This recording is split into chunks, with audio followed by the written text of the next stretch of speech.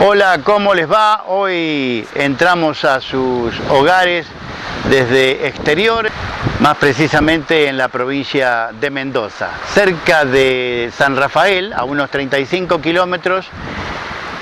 Está ubicado un hermoso lugar que se llama Valle Grande. Un poquitito más hacia atrás de donde yo estoy ubicado, a unos 6 o 7 kilómetros, se encuentra el dique Valle Grande, que vamos a ir en un poquitito más a ese lugar a navegar.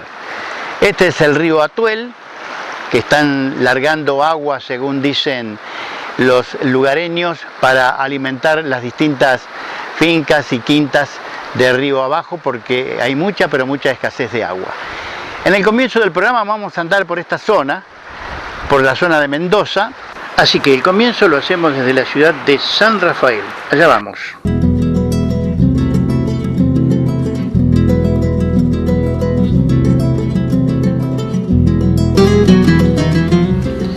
La ciudad de San Rafael, en la provincia de Mendoza, es cabecera y capital del departamento del mismo nombre, ubicada a pocos kilómetros al norte del río Atuel y sobre el río Diamante.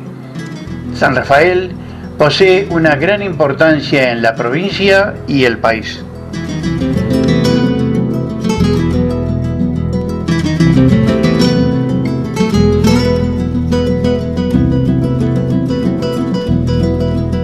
La llegada desde Buenos Aires de grandes firmas comerciales, su entorno natural de montañas, ríos, diques con grandes espejos de agua, la actividad agrícola en general y su gran infraestructura en hoteles, cabañas y otros alojamientos hacen que San Rafael se posicione como la segunda ciudad más importante de la provincia de Mendoza y es el principal centro turístico de Cuyo, albergando a más de 100.000 visitantes cada año.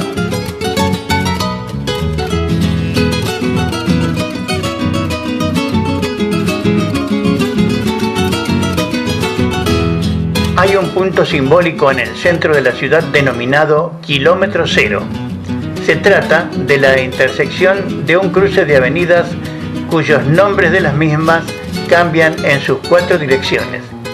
Hacia el norte toma el nombre de San Martín, hacia el sur Avenida El Libertador, hacia el este Bartolomé Mitre y hacia el oeste Hipólito Yrigoyen.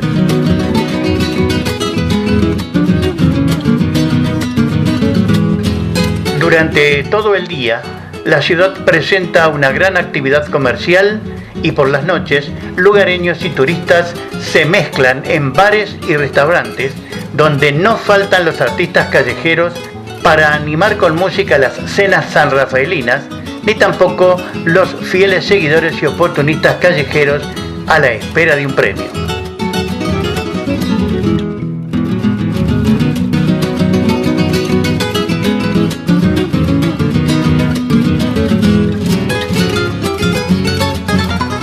Los añejos carteles que trasladan a la historia del pueblo, que avisaban cuáles eran los comportamientos que había que tener para mantener una buena convivencia.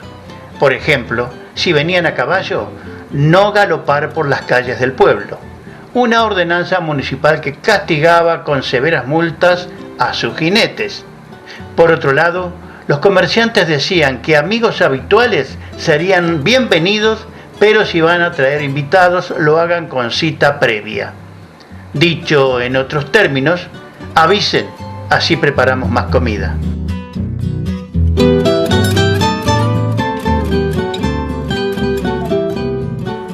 Hacia el norte del punto simbólico mencionado como Kilómetro Cero, apenas 6 o 7 cuadras, se encuentra la estación ferroviaria, hoy desactivada, perteneciente al Ferrocarril General San Martín. Muchos de los pilarenses recordarán con nostalgia el paso del tren El Sanrafaelino, que lo hacía a gran velocidad por las noches de aquellos años. Este era su destino final, la ciudad de San Rafael en la provincia de Mendoza. Miles de pasajeros hacían este recorrido semanalmente. La antigua estación, actualmente muy bien conservada, está convertida en museo ferroviario y es un importante punto de referencia del turismo con historia en la ciudad de San Rafael. saliendo por Hipólito Yrigoyen hacia el oeste. También a pocas cuadras de allí se encuentra la tradicional bodega La Abeja, bodega esta que dio origen a la fundación de lo que hoy es esta pujante ciudad mendocina. Seguimos avanzando para encontrarnos con reconocidas bodegas, el aeropuerto y muchos lugares turísticos. Si continuamos avanzando, en poco tiempo estaremos sobre la ruta que nos lleva a la ciudad de Mendoza por el Valle de Uco. Volviendo a la avenida Hipólito Yrigoyen, a pocas cuadras del kilómetro cero, tomamos por la avenida Valiofet, que se transforma luego en la ruta nacional 143. A los pocos kilómetros y tomando hacia la derecha la ruta provincial 173, y luego de haber recorrido 38 kilómetros desde la ciudad de San Rafael, estaremos viajando costeando la margen izquierda del río Atuel, ya en la hermosa y turística zona de Valle Grande. A la vera del río Atuel, que encierra murmullos de años de historia geológica, se encuentran todos los servicios que el turista necesita, desde camping, cabañas, hoteles, restaurantes, proveedurías, muy bien complementados por una acorde forestación y hermosas vistas de montañas, como también los servicios de turismo aventura que se desarrollan en el lugar, entre muchos de ellos navegar por el lago. Y allá fuimos a recorrer el gran espejo de agua del embalse Valle Grande, generado por el río Atuel. Momento de la primera pausa y a la vuelta navegamos por el embalse, ya venimos. Bueno, y en la continuación del programa, ahora al embalse. Allí Damián nos lleva a navegar y hacer una linda excursión y nos va a contar un montón de cosas que a todos nos interesa. Vamos para el dique Valle Grande.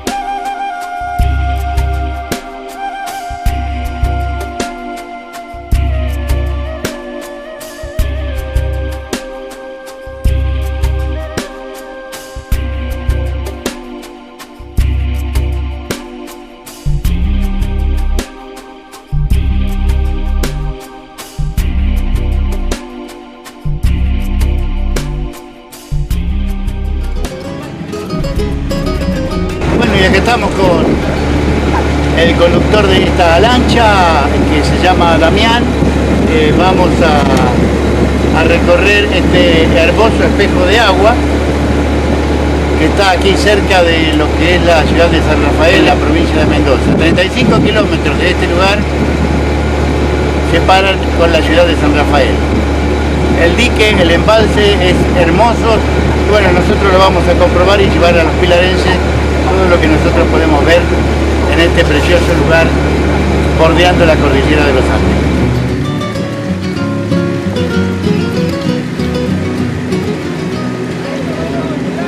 Bueno, estamos con Damián acá que nos va a llevar a pasear. A ver, dime algo. Buenas tardes. Están ustedes, el nombre original se llama Exhumado San Rafaelino Pampeano, ¿sí?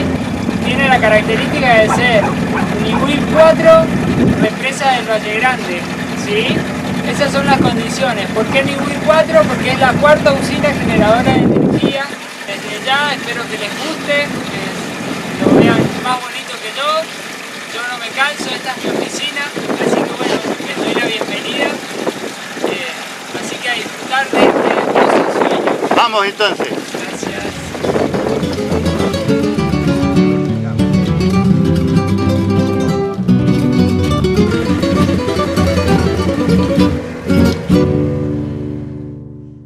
Gracias. Bueno, Damián, acá nos detuvimos en el medio del lago. Contanos algo. Yo les doy la bienvenida. Ustedes están en San Rafael, Mendoza. Esta es la tierra del sol y del buen vino. Bueno, acá tienen unas características de tierra, flora, fauna muy lindas, muy particulares. Este lugar es un lugar preexistente a la cordillera de los Andes. Este lugar tiene muchísima historia, muchísimos años, y por ende ha generado un microclima, un microecosistema donde ustedes pueden ver que las plantas se adaptan a las estructuras de las rocas, ¿sí? Si ustedes miran hacia la periférica van a poder observar que desde una roca nace una planta y ahí sucesivamente se va desarrollando. Como tanto así hay plantas, también tenemos animales como chinchilla, jote, patos. Tenemos en esta zona tenemos la fortuna de tener una de las especies de aves más lindas de toda la cordillera de los Andes, que es el cóndor andino, que ya hace 2 o 3 añitos una parejita de cóndor ha tenido pichones por esta zona. Así que bueno, gracias a Dios soy un afortunado de poder ver el desarrollo de esos animales, cómo le enseñan a cazar, cómo le enseñan a planear. Y bueno, sucesivamente te vas mimetizando con la selva, con este lugar tan bonito, con sus características. Vas cambiando un poco el chip del centro de la ciudad y hoy día puedo decir que estoy muy feliz de donde estamos. Yo los invito a todos ustedes a que conozcan un poquitito de mi tierra. Por ejemplo, ¿por qué les dije la tierra del sol y del buen vino? Porque en estas tierras se genera una uva muy rica que da un vino muy bueno. Tenemos una bodega que es muy antigua, que es la bodega La Abeja. Esa bodega es una de las primeras bodegas en esta zona. Sí, ya hemos contado la historia en este programa también años atrás de La bodeguita La Abeja. Bueno, esta es una bodeguita muy linda, muy bonita para visitar, donde tiene una variedad de gustos y un vino muy exquisito. Bueno, la clásica bodega Valentín Bianchi. Después tenemos bodegas en la parte de las zonas de finca, en la zona de Real del Padre, en las zonas de Alvear. Todos esos lugares son muy propensos. ¿Por qué? Porque esta condición, este agua va hacia esos sectores. Este agua proviene del departamento vecino nuestro, que es el departamento de Malargüe, en la Tuel Superior. Y es uno de los puntos, es una de las bases sur de un espejo de agua dulce. Este es una represa artificial. Por acá, por este sector, corría el río. Si ustedes miran hacia aquel lugar, por allá entra el río a esta zona y desde acá continúa su cauce y su margen. Acá este agua llegaría a La Pampa. Lamentablemente para la gente de La Pampa nosotros estamos teniendo un problema muy importante, que es una crisis hídrica, que ya hace más o menos unos 6 o 8 años que no nieva lo suficiente para mantener los glaciares semipermanentes. Por ejemplo, uno de los glaciares más importantes que tenemos, que es en el Cerro Aconcagua, ya están prácticamente muy avanzados en su proceso de derretirse. Sí, de deterioro. De deterioro. Sí. Exacto. No sabemos, no se le puede echar la culpa al calentamiento global, a la mano del hombre. Es una cuestión natural. Mendoza es un desierto con 2 espejos de agua, el principal y el más importante, que es el Diamante, que es el que administra agua hacia la zona del pueblo, y después bueno, el Atuel, que no deja de ser menos importante, pero bueno, tiene otras características. Este agua en este lugar, en esta zona, ya lo único que se hace es que se desvía hacia la pampa y para las zonas de cultivos. Esta misma agua, si yo abro la compuerta en la acequia de mi casa, es la que yo riego las plantas. Sí, este agua es un agua dulce, es un agua que sí se puede tomar, pero obviamente hay que tratarla. No tienen grandes complicaciones, esperemos que jamás se encuentre ningún material que la contamine, y fundamentalmente bueno, cuidar estos recursos naturales que día a día nos permiten disfrutar de ellos. No sé, tanto ustedes como el turismo, estar acá en este lugar y ver que en 200 metros de diferencia tenemos una composición de unos minerales con mucha cantidad de hierro, cobre, y totalmente enfrente tenemos otra composición puramente de arcilla. Sí, con una diferencia de muy pocos metros hay totalmente composiciones distintas. Exacto, en una diferencia de pocos metros tenemos un sinfín de de materiales y de piedras. Acá hay unos cuarzos hermosos, hay piedra laja, y bueno, este lugar data de muchísimos años. Ustedes por ahí van a ver que la piedra tiene diferentes tamaños y está como si fueran capas.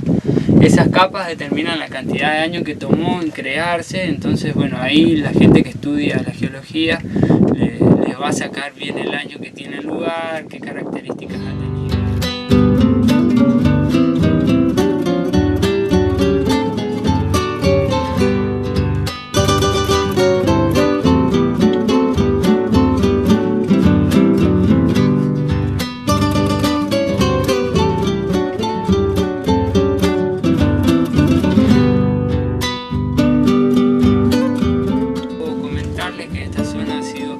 Ciertos sectores ha corrido como si fuera un río de lava porque se ven las formaciones y las piedras que han sufrido, se han sometido a una temperatura muy importante, ¿no? Y generan un cuarzo muy lindo para ver, con unos matices de colores rojos, blancos, naranjados, que son muy bonitos. Y bueno, también tenemos cuarzo blanco, que es el más característico, que parece como una mancha de sal.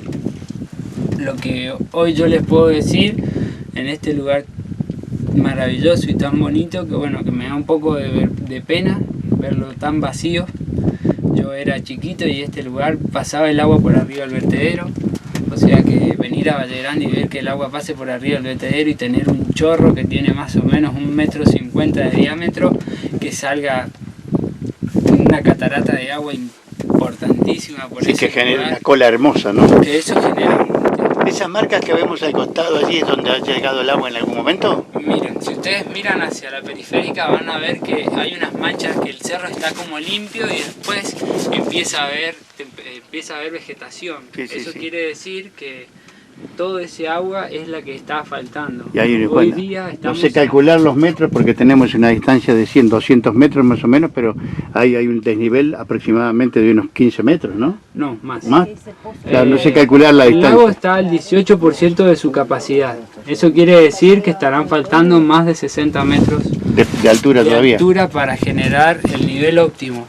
¿Qué ha pasado? El dique nuestro es una estructura antigua que ha tenido algunas pequeñas modificaciones por los movimientos de la tierra, entonces eso ha generado unas pequeñas rupturas y la gente encargada de la administración del agua no ha llenado ese dique a la altura máxima para que no generarle otro punto más de carga, ¿no? Entonces bueno, la gente regula entre la central número 1, que es el Ñihuil, y las otras dos centrales, va regulando y manejando el cauce y repartiendo el agua, como quien dice. Repartiendo el agua para esta zona. Damián, el río que estamos nosotros en este momento es el Atuel, ¿no? Este río es el río Atuel. Este río, bueno, como ya les dije, nace en el departamento de Malargüe, que está al sur de la provincia nuestra. Ahí ingresa a la zona de San Rafael a través de un distrito llamado El Sosneado y se junta con un brazo del río Salado, ¿sí? Y ahí en ese lugar se llama La Junta o La Jaula, que ya es entrando al otro departamento nuestro, que es el Ñihuil. El Ñihuil es la red, es un gran médano, es un gran desierto que le han construido esa represa para poder administrar y manejar el agua, y en base de que construyeron esas represas fueron creadas las diferentes fábricas y los diferentes lugares que hay ahí y se fue creando el pueblo.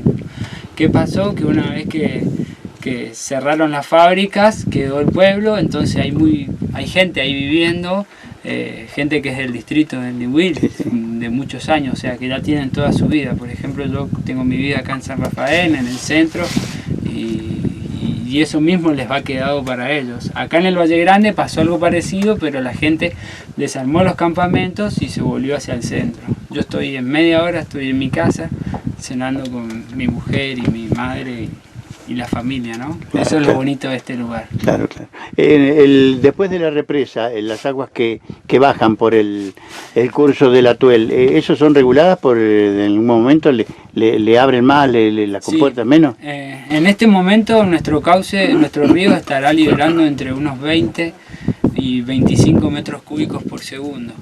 Eso quiere decir que van a mantener hasta fin de mes este caudal y después lo van a bajar y después lo van a cortar.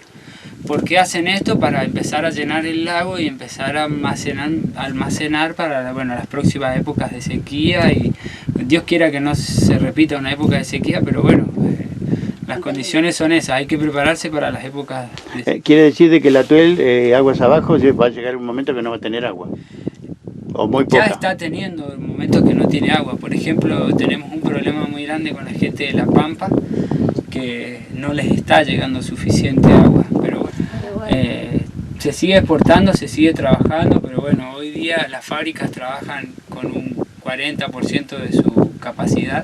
Hay muchísimas fábricas que cerraron y bueno, esto es una cuestión de la vida, ¿no? Volverse a adaptar, la gente que sigue apostando al campo, la gente que sigue apostando a la ciruela, al durazno, a la uva, a la fruta, y este es un ciclo que se va a volver a repetir en algún momento, ¿no? Damián, cuando mencionás La Pampa, ¿de qué manera se llega con el agua hasta ese lugar? Se llega con lo justo prácticamente. No, pero ¿mediante qué, por qué cursos?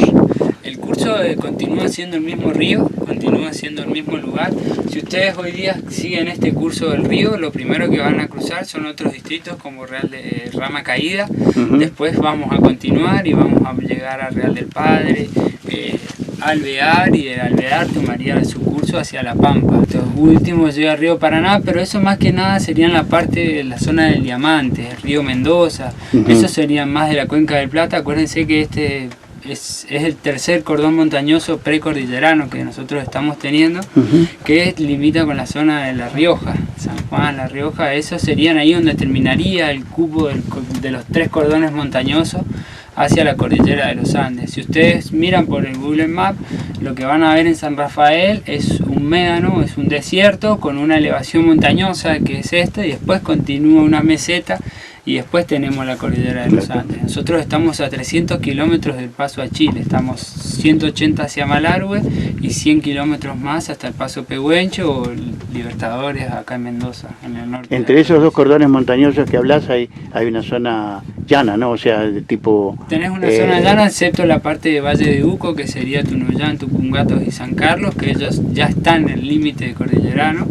Y bueno, porque a medida que nosotros vamos subiendo, nos vamos acercando al cerro más grande de Latinoamérica, que es Aconcagua. Entonces eso les va generando otros microclimas, otras condiciones a los chicos ahí, y tienen otra producción, ¿no?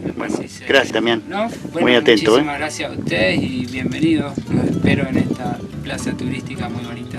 Así que muchísimas gracias a ustedes por venir, por estar acá conmigo y escucharme. Seguimos navegando. Bien.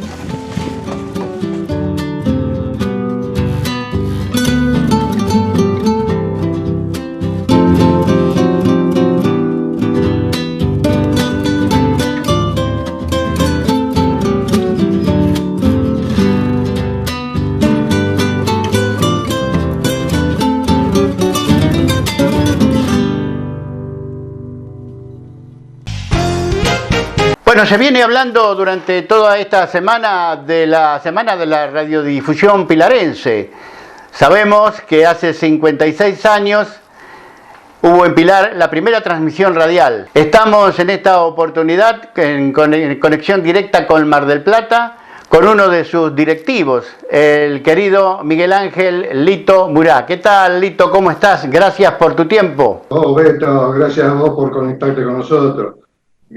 Por todo lo que estás haciendo por la radiodifusión, y nunca vamos a olvidar de que fuiste nuestro primer operador. Sí, tal cual, siento ese orgullo, ¿no? Sí, fue una aventura de cinco jóvenes que nos juntamos, y bueno, Guillermo Dorera fue el autor de la idea, que dijo, vamos a poner una radio en Pilar. Nos mirábamos todos, empezamos a mirar y a contactarnos, a ver qué se podía hacer, y bueno, y la idea se plasmó después, de a poquito cada uno fue haciendo su rol, uno en la técnica, otro en la programación, otro buscando radiodifusión que nos dieran una habilitación, y así fue surgiendo.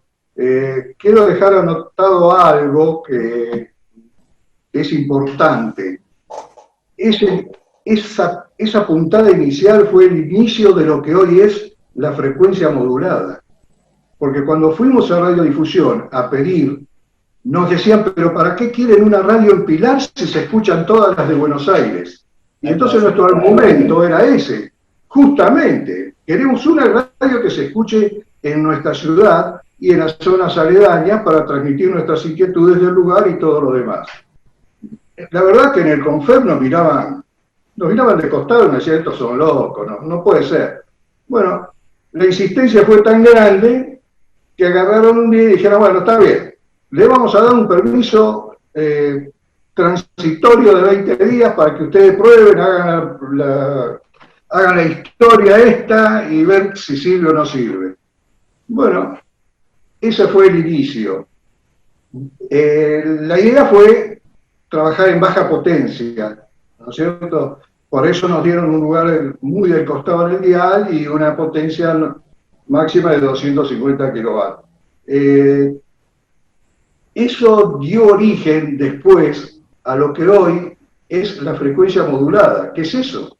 Es una radio de bajo alcance, de contenido local o regional, y que hoy lo puede hacer cualquiera con una computadora y un elemento hasta sin autorización de radiodifusión, pero en ese momento era muy difícil. Entonces, ese para mí es el valor máximo que tuvo la radio, el origen para que hoy estuvieran inundados todos con la frecuencia modulada. Ese fue el primer paso. Guillermo Tolera fue el de la idea, como me decís, y después, bueno, ¿cómo reunió, de qué manera lo fue invitando a ustedes, ¿no? A los demás, a los otros 4? Y bueno, cada uno fue haciendo una tarea, unos en radiodifusión, otro en el Confer, otro porque después hubo que conseguir los equipos técnicos. Por supuesto, éramos todos jóvenes, no teníamos ni un peso ni para el colectivo. Bueno, conseguimos prestado un equipo transmisor en Tramec de 1 kilowatt, que después justamente fue el equipo que se instaló en LT18 en El Dorado, donde me tocó a mí ir a instalarlo, instalar la radio y dirigirla, y por ahí permanecí 6 años. Mirá qué caso. Qué cosa, ¿no? Sí, yo siempre lo menciono eso acá cuando me hacen las notas, siempre lo destaco, ¿no? Que justamente te fuiste con el equipo a instalar allí la emisora en El Dorado. ¿Había una radio ya en Dorado o era el arranque de la radio? No había ninguna, no había ninguna radio en El Dorado. En toda la provincia había 2, una en Posadas y una en Oberá, que la de Oberá era muy reciente. Y esta fue la tercera, digamos, de la provincia. Y bueno, fue una casualidad porque donde nosotros iniciamos todas las gestiones, ¿no? Fue en el Colegio San Carlos, en Buenos Aires, y de ahí nos fuimos conectando para la gente de radiodifusión, para un lado, para otro. Y cuando se necesitaban gente para instalar, para que fuera a instalar y a funcionar la radio de emisiones, nos ofrecieron al grupo a nosotros. Y dentro del grupo, el más liberal era yo, por eso me tocó ir. Los demás, cada uno tenía un trabajo, tenía su actividad, y yo había dejado de estudiar recientemente y salía del servicio militar, así que era el que más disponía para ir. Y bueno, y ahí fui 6 años. Qué bien. Escúchame, ¿y cómo se reunían acá? ¿En qué lugar se reunían en Pilar para ir preparando el organigrama en sí del montaje de la emisora? En mi casa. En mi casa de la Ruta 8, ahí en el kilómetro 53, ahí cuando teníamos una casa que ya no está más, ahí fue la primera reunión y de ahí nos seguíamos reuniendo todos los sábados, así que de a poquito. Qué lindo, ¿no? Quedó para la historia, como cada vez parece que tiene más importancia, ¿no? Aquella se está gestionando para el año que viene de hacer una movida bastante importante con todos los radiofónicos pilarenses. Ya me estaban invitando allí por WhatsApp de hacer ahí alguna cosa importante para conmemorar de otra manera este importante hecho que se realizó aquí en esta querida ciudad. Bueno, después vino el lugar de donde montábamos el equipo, ¿no? Sí, bueno, después cada uno fue perfeccionando lo suyo y nos seguimos manteniendo en todo eso. Y bueno, a llegar a lo que soy, ¿no? Que gracias a eso Pilar tuvo, y la frecuencia que nos dieron a nosotros, que fue el LT20, después pasó a baja potencia a Junín. La sigla se la llevó Junín.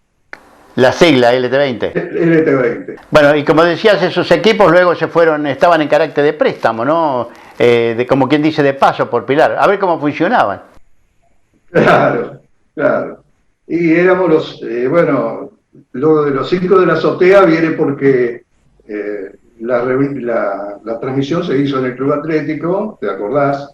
Sí. Estaba en construcción, en la segunda planta, la última planta.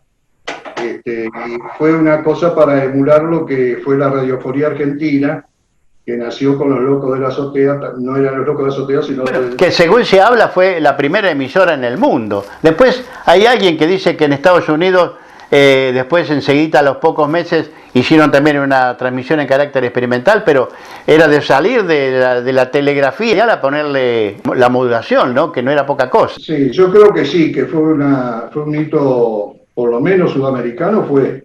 Sí, sí, tal cual. Siguió más, pero por ahí fue. Y bueno, y hoy es un orgullo que en Pilar sigan festejando la Semana de la Radiodifusión. La verdad que para nosotros nos llena de orgullo. Y bueno, lamento que no esté Guillermo, que se nos fue temprano, pero bueno, vamos quedando algunos todavía. Después estuviste dirigiendo otras emisoras importantes dentro de lo que es el interior de la provincia de Buenos Aires, ¿no? Sí, estuve muchos años, cuando me vine de Misiones, pasé a Necochea. Ajá. Y ahí estuve casi 10 años también trabajando en el 13 Radio Necochea, y después ahí ya dejé la radio y me dediqué a una actividad privada que era los seguros, y ahora ya me estoy jubilando de seguros, porque también desde el año 80 que con eso ya hay que dejar paso a otros.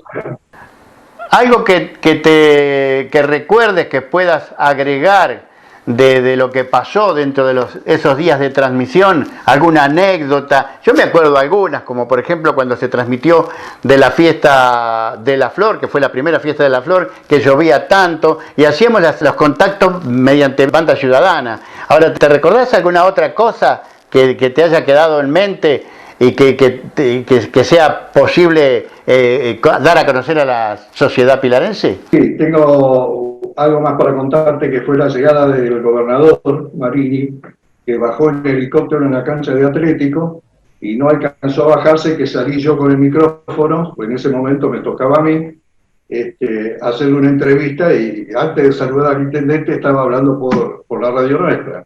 Eso fue un hecho bastante histórico. Y con respecto a la fiesta de la Flor, fue la primera que se transmitió. Y también me tocó hacer la locución con Walter Aumenta. Y llovía y no teníamos conexión y estábamos haciendo toda la transmisión durante no sé cuánto tiempo sin saber si llegaba o no llegaba. Así que fue una transmisión a ciega, pero supimos que salió bien, y después del desfile la seguimos en un club donde estaba un evento. Hasta ahí me acuerdo, más no. Yo estaba en estudio recibiendo la transmisión y poniéndola al aire, ¿no? Fue un hecho muy, muy importante, y me acuerdo que ustedes decían que llovía muchísimo y que se les complicaba con la instalación de poner la antena sobre el techo y todas esas cosas, ¿no? Esos pormenores que son por mayores. Sí, recuerdo que llovía muchísimo ese día y el desfile se hacía como se podía. Así que, bueno, hasta donde se pudo, como quien dice. Pero sí, son dos cosas. Esos dos eventos son imborrables. Los de Marini y los del desfile fueron clásicos para los recordamos siempre. Cuando nos juntamos nos recordamos siempre de esas cosas. Sí. ¿Algunos nombres de los que acompañaron la transmisión? Estaba Jorge Roccoroni, Reinaldo Sapucci y Vicente Zucca, más Guillermo Dolera y yo. Éramos los 5 que empujábamos para hacer este evento. Sí, sí, pero me refiero a los que participaron, como el hecho mío, ¿no? En Justo Regiardo, con la locución, me acuerdo de Edith Chichita Forte, creo que Alberto Marzano. ¿Te recordás? Vos te acordás más que yo la verdad que no me acuerdo, porque estoy más lejos. Además, yo ya estaba en Misiones y vine para hacer la transmisión. Así que lo que pasó en los últimos 20 días antes de la transmisión, yo no los viví.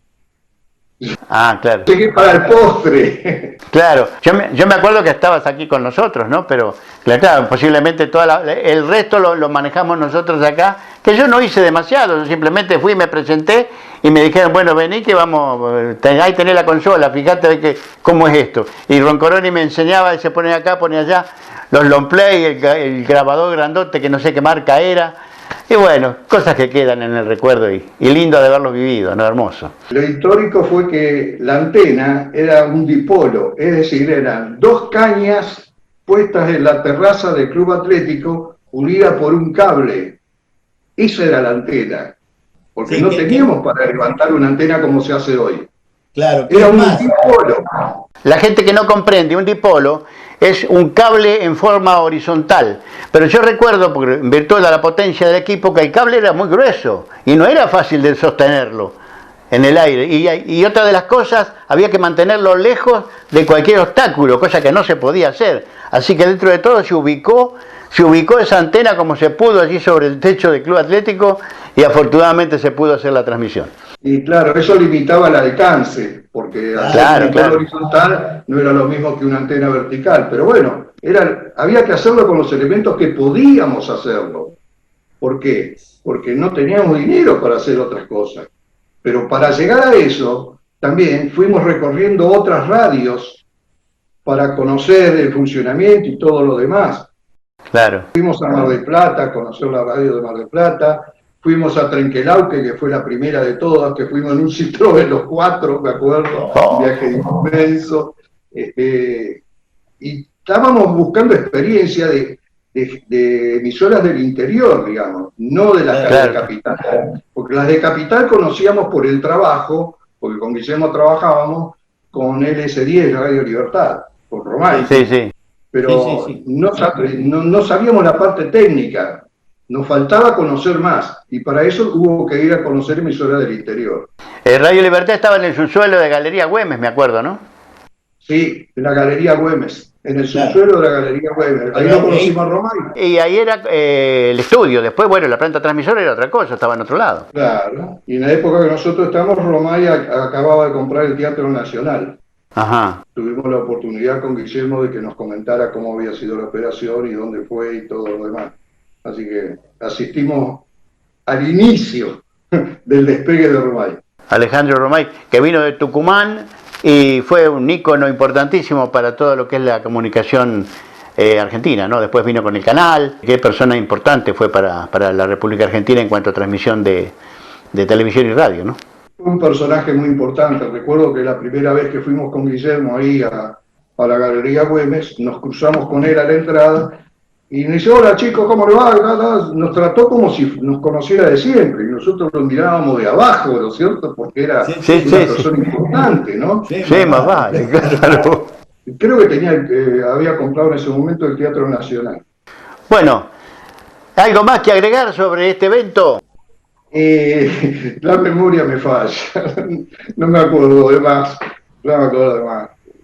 Son imborrables. Bueno, mirá, han pasado 56 años de ese momento y bueno, no nos vimos más porque vos ya emigraste de Pilar y bueno, dejamos de vernos hasta que nos encontramos hace un tiempo por allí por las redes sociales y bueno, y afortunadamente hoy podemos estar hablando a la distancia y recordando este hermoso momento que quedó para la historia pilarense y gracias a los funcionarios fue decretado el día 3 de octubre, el día de la radiodifusión pilarense. Quiero que se memorice a Guillermo Dolera, que fue el gestor de la idea de todo esto. Sí, a Guillermo nos veíamos siempre, inclusive después se vino a vivir acá muy cerquita de casa, a media cuadra. Así que cada vez que yo estaba en la puerta y él pasaba, nos quedábamos siempre hablando. ¿Y de qué hablábamos? De LT20. No había otro tema para nosotros. Fue la obsesión de él de toda su vida. Sí. Por suerte lo pudimos acompañar para que lo concretara. El que realizó el festejo de los 50 años aquí en el Museo Municipal, en la cual estuvo Zucca y Reinaldo Zapucci. Y Guillermo, ¿no? Los tres, faltaste vos y Jorge no estaba en el país, creo, ese día, en ese momento. Y bueno, vos estás lejos, por supuesto. Y yo desde que salí por el tema de la radio Misiones, después no volví más a Pilar. Claro. No volví más, porque fui a Necochea y bueno, y ahora a Mar del Plata y te quedaste por ahí. Terminó mi historia. Bueno, amigo, ha sido muy importante esta conexión contigo desde Mar del Plata, sabiendo que sos uno de los gestores de esa patriada que quedó en la historia de todos los pilarenses y ya han transcurrido nada más y nada menos que 56 años. Así que te mando un abrazo muy grande desde Pilar y bueno, que sigas bien y muchas gracias por tu tiempo. No, Beto, gracias a ustedes por recordarnos. Hasta siempre. Hasta siempre. Fue Miguel Ángel Lito Murat, uno de los gestores de esta gran evento que se realizó en Pilar en el año 1964, al realizarse la primera transmisión radial en la semana de las fiestas patronales pilarenses. Bueno, continuamos con el programa desde aquí, desde la vera del río Atuel, en las cercanías de la ciudad de San Rafael. Ahora les proponemos ir nuevamente a la ciudad. Habíamos mencionado la bodega La Abeja, quien le dio origen a la fundación de esta ciudad. Vamos para allá. Se va la primera.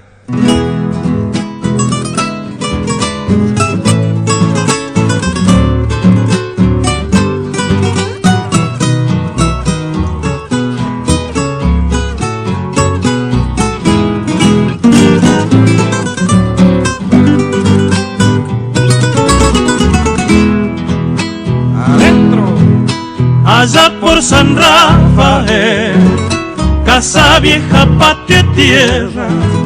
Allá por San Rafael, casa vieja, patio y tierra. Al compás de una cuequita se hace y la hacha una pareja. Esta es la bodega más antigua que hay en San Rafael. No sé si sabían, si les habían comentado, sí, bueno. Es la primera bodega que se crea, ¿sí?, acá en San Rafael en el año 1883, ¿sí? La crea un inmigrante francés, Rodolphe Isserlin. Rodolphe Isserlin llega a la Argentina un año antes, en el año 1882, y venía en busca de tierras donde invertir gran fortuna que él traía desde Francia. Él ya estaba casado con una mujer francesa, también Mathilde Winslow, con la cual había tenido 3 hijos, Juanita, Roberto y William. Justamente en el año 1883, cuando él llega acá y crea la bodega, a la bodega la llamó Finca y Bodega La Juanita, que era en honor a su hija mujer.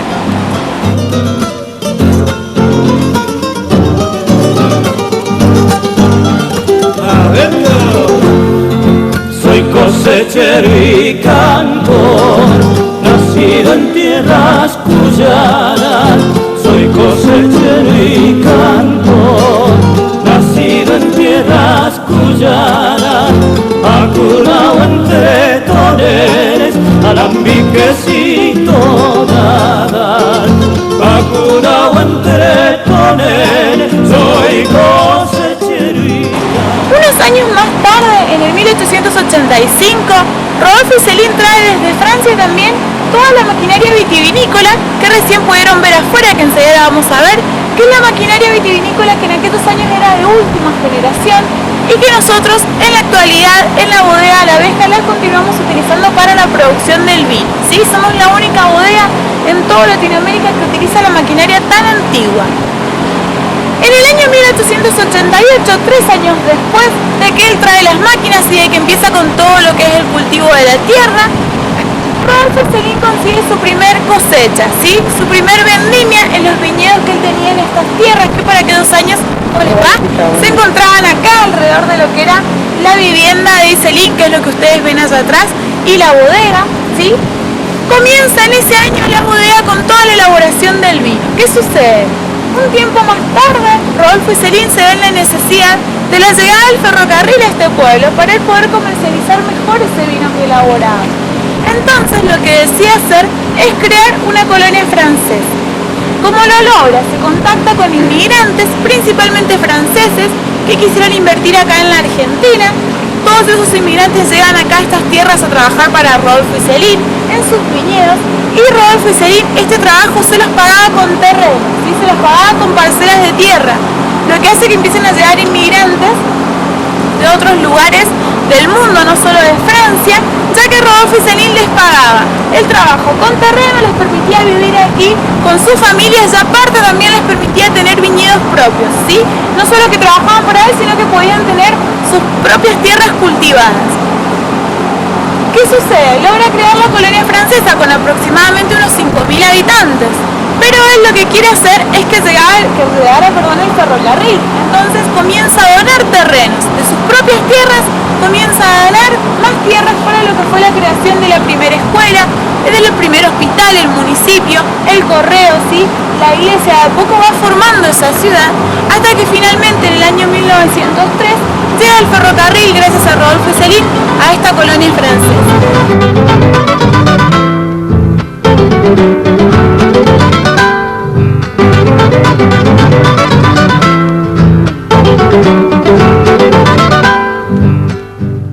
Para esos años ya existían los primeros pobladores de esta región, que no estaban ubicados en esta colonia francesa, sino que estaban alejados a unos 30-35 kilómetros en lo que es la actual Villa 25 de Mayo, ¿sí? No sé si ya la conocen, la Villa 25 de Mayo está cuando vayan para los Reyunos, ¿sí? Un poco más a lo que es el oeste, hacia allá está la Villa 25 de Mayo. Allá estaban los primeros pueblos, la Villa Carnicera en ese momento, pero cuando Rodolfo Céline logra que el ferrocarril llegue a esta parte de la ciudad, a esta colonia francesa, lógicamente todas las autoridades que en la villa se encontraban se trasladan, ¿sí?, a la colonia francesa. Es justamente en ese tiempo cuando la colonia francesa se despoja de ese nombre y pasa a ser lo que hoy todos conocemos como el departamento de San Rafael. Bien, que lleva justamente ese nombre en honor al virrey Rafael de Sobremonte, que en aquellos años gobernaba en Buenos Aires. Al año siguiente, año 1904, para la familia de Céline sucede algo muy trágico, es que sufren una gran pérdida y fallece su hija Juanita, ¿sí? Su hija Juanita muere muy joven, con 21 años de edad nada más, a causa de la fiebre tifoidea, una enfermedad que no era muy común, que por eso los médicos no pueden rescatarla. Juanita muere. Rodolfo Céline lo primero que hace luego del fallecimiento de su hija es cambiarle el nombre a la bodega. Allí es cuando la llama Finca de Bodega La Abeja, como la conocemos en la actualidad. Y un tiempo después lo que decide hacer es esta bodega ponerla en venta, ¿sí? Ya después luego vamos a ver qué sucede con la bodega. Él vende la bodega y vuelve a Francia unos años. En ese regreso a Francia lo acompaña su esposa Matilde y el segundo de sus hijos, que es Roberto. Cuando llega a Francia, al tiempo se divorcia de su primera mujer, se divorcia de Matilde, y unos años después, con lo que es la Primera Guerra Mundial, lamentablemente el segundo de sus hijos, Roberto, también muere, ¿sí?, en el ejército francés, en defensa de ese país en la Primera Guerra Mundial. Muere Roberto y Rodolfo Céline contrae matrimonio por segunda vez. Se vuelve a casar. ¿Con quién se casa? Con otra mujer francesa también, que la conoce como corista de un burdel en Francia, que era 20 años más joven que él, ¿sí? Contrae matrimonio con esta joven francesa y decide regresar a San Rafael. Cuando vuelve al departamento, acá se encontraba su tercer hijo, que era William, que para ese entonces tenía parte de la herencia. Su padre, antes de regresar a Francia, le había dejado dinero y algunos terrenos.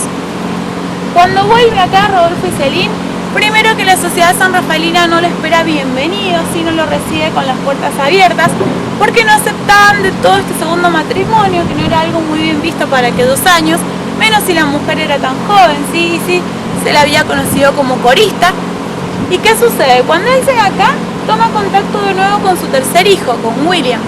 William, para ese tiempo, todos esos recursos que les había dejado su padre, los había malgastado, ¿sí? Ya no tenía ninguna de esas tierras en su poder, menos el dinero que le había dejado.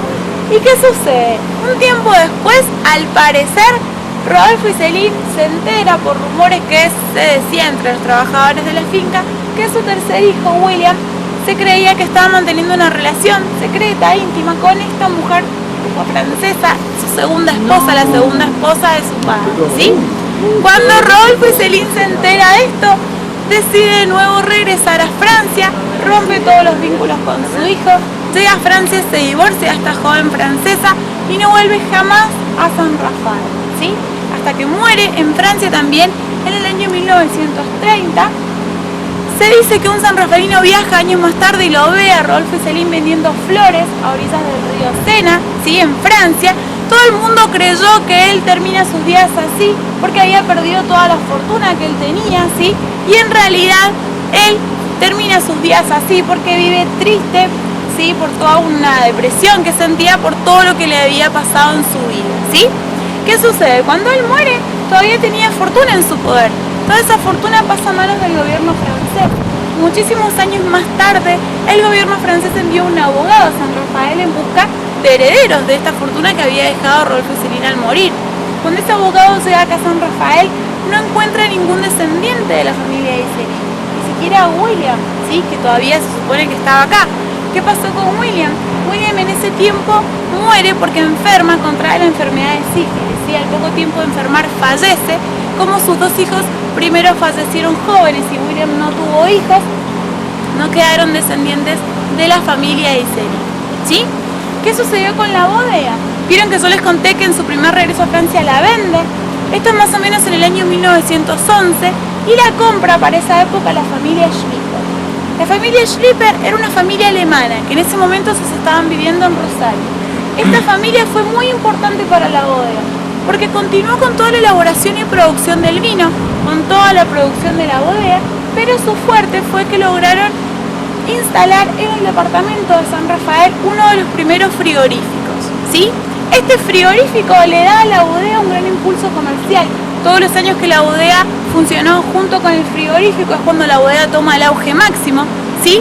Y finalmente en el año 1945 esta familia Schlipper, estos alemanes, vuelven a vender la bodega, el frigorífico y la compra una sociedad de familias, entre las que se encontraba Miguel Ripa, que después al tiempo de comprar esos territorios esa sociedad se va desarmando, se va disolviendo, hasta que queda Miguel Ripa como el tercer y último propietario de la bodega, ¿sí? Actualmente el nieto de Miguel Ripa es el propietario de la bodega y de los viñedos, que son aproximadamente 40 hectáreas cultivadas, que no se encuentran en estas tierras. En un principio Rodolfo Iselin todos esos viñedos, todos esos cultivos los tenía acá, alrededor de su casa y de la bodega.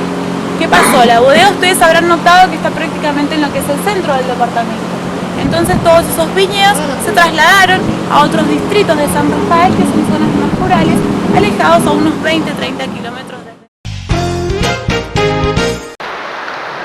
Bueno, y esto ha sido todo por hoy, mis amigos. Les hemos mostrado desde este bello lugar, en este lindo día que tenemos aquí con una temperatura muy, pero muy agradable, soleado día, orillas del río.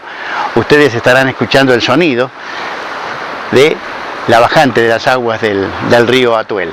Gracias por habernos acompañado, ha sido un gusto muy, pero muy grande llevarles a ustedes en este programa de los especiales estos exteriores que los tenemos muy acostumbrados, pero nosotros no dejamos de querer seguir haciéndolo. Bueno, les decía, el cierre desde otro embalse, el de los reyunos, y nosotros les decimos hasta dentro de 7 días, Dios mediante. Chau, hasta la semana que viene. El que tenga un amor, que lo cuide, que lo cuide. La salud y la plantita, que no la tire, que no la tire. Bueno chicos, mi nombre es Federico, voy a ser capitán el día de hoy, así que cualquier duda o información que ustedes quieran saber durante el viaje, ustedes me llaman. Yo me voy a arrimar hacia ustedes, o si bien quieren arrimarse a la parte del comando, lo pueden hacer con toda libertad. Lo que sí, si me hablan del lugar, yo no los puedo escuchar por el ruido del motor, ¿saben? La parte de arriba ya queda habilitada por si quieren subir a sacar fotos, el paisaje cambia muchísimo, muy recomendable. Solamente les voy a pedir que no suban más de a 4 personas a la vez, ¿saben? Bueno, nosotros normalmente en el paseo hacemos una paradita para bañarnos. Si quieren meter al agua, les estoy preguntando voluntariamente. Si me dicen que no, lo hacemos involuntariamente. Ah, bueno, no quieren al agua. Igual se pueden meter con ropa, si acá no hay humedad, así que en 15 minutos ya están secos de nuevo. Bueno, vamos a hacer así. ¿Ah? El agua debe estar fría. No, el agua por termómetro está entre 20 a 21 grados hoy en día. Pasa que también depende de cuánto tiempo has estado al sol. Claro, cuanto más al sol, más fría la vas a sentir, pero es un ratito nomás. Si quieren hacemos una paradita y vemos ahí, hago de nuevo la pregunta y si no seguimos, ¿les parece? Dale. ¿Alguna duda chicos antes de empezar? ¿Ninguna? Bueno, ustedes durante el paseo pueden caminar con toda libertad, no necesariamente que vayan sentaditos. La única regla en el catamarán es no tirarme al agua, el resto pueden hacer lo que quieran. No volvemos. ¿Ah? ¿Que no volvemos? No es tan difícil manejar esto, o sea, Bueno. todo es posible. ¿Eh? Bueno, nos vamos chicos, ¿eh?